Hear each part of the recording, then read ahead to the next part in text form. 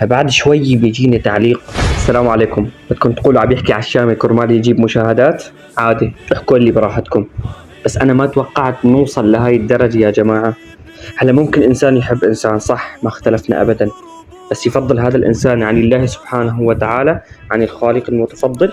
لا، مو بس هيك، يسب الله سبحانه وتعالى كرمال مغني.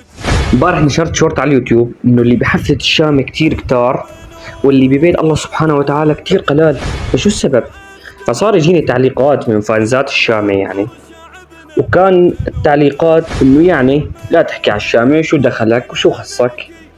فانا قلت يعني عادي، فانزات الشامي وفاير دمهم على المغني تبعهم. فبعد شوي بيجيني تعليق رسميا كفر، بيدعي ان الله سبحانه وتعالى مريض نفسي، واعوذ بالله من هذا الكلام. كرمال مين؟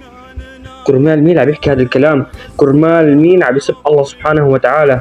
كرمال مغني بحبه. اكتفى بس بهيك، عم بيقول قال الشباب والصبايا قال لازم يجتمعوا مع بعض ويرفعوا عن حالهم ويبسطوا حالهم. قاتله الله اينما كان. من اجل مغني يا خسيس؟ ممكن تجي تقول لي يا محمد طيب ليه عم تحكي على الشامي بس؟ انه في 1000 مغني عم يغني.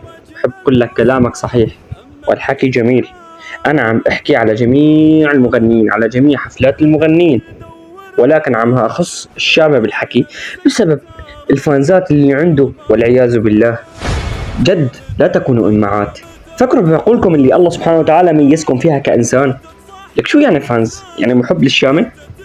حلو، على فرض انك بتحب الشامي وبتعرف انه الاغاني حرام، طيب ليه لا تنشر الحرام؟ ليه لا تنشر الحرام انت؟ خليك في حالك. ليه لا تنشر المعصية؟ ليش لا تكون سبب في نشر المعصية؟ لا تدافع عن حدا، لا تدافع عن الحرام. قالوا لابد بدك تدافع عن حبيبك الشامي، لا تسب حدا، لا تغلط على حدا. لك شو اللي بيخليك تسب الله سبحانه وتعالى؟ بس قل لي كرمال مخلوق. لك الله سبحانه وتعالى خلق هذا الشامي اللي عم تسبه كرماله. طبعا بعض العلماء، او مو بعض العلماء، كل العلماء قالوا انه اللي بيسب الله سبحانه وتعالى هو كافر. طبعا هاي بالنسبة للمسلمين، اما بالنسبة اذا كنت مانك مسلم سبيت الله سبحانه وتعالى، اجيت سبيت الله سبحانه وتعالى خالقنا، اكيد نحن ما راح نقصر معك، والله سبحانه وتعالى راح ينتقم منك. وفي النهاية أنا راح أنشر هذا الفيديو، شو ما كانت النتائج لهذا الفيديو، ممكن يبلغوا علي أو هيك، أنا راح أنشره وراح أوصلكم فكرتي. يعني المهم توصل من هذا الفيديو فكرتي، ويوصلكم صفات فانزات الشامي والعياذ بالله. يعني رغم أنهم استمعوا للأغاني الحرام، لا وصلت فيهم أن يسبوا الله سبحانه وتعالى.